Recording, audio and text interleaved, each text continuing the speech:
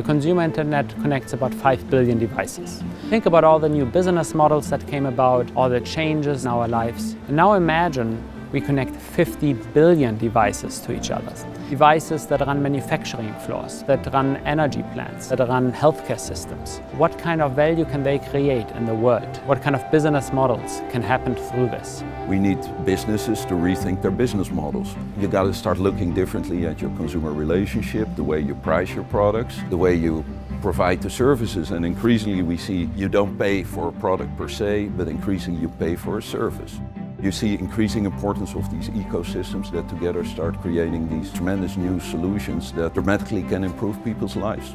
We can really increase the utilization rate of products. Today, the utilization rate of cars is maybe 15%. Half of the time is used to search for parking spaces or standing in traffic jams. Using data and software, we will be enabled to automate driving. We will bring up the utilization rate, and I think the same might happen to the industry. We will see devices that no longer fail or are repaired before the failure happens. And that will change the way that we buy products, it will change the way we rent products, it will change the way we think about products.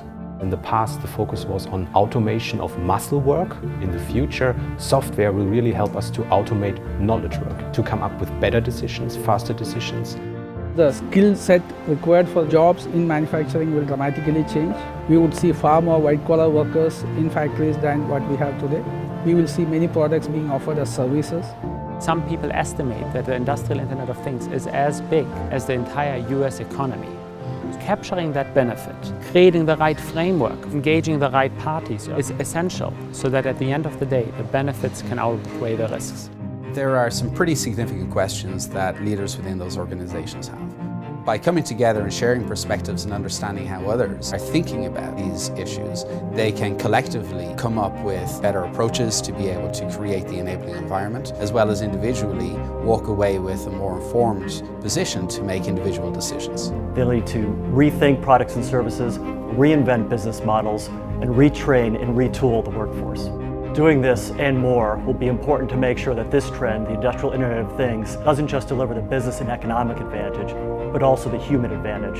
It's the people behind it that have the power to make it truly transformative.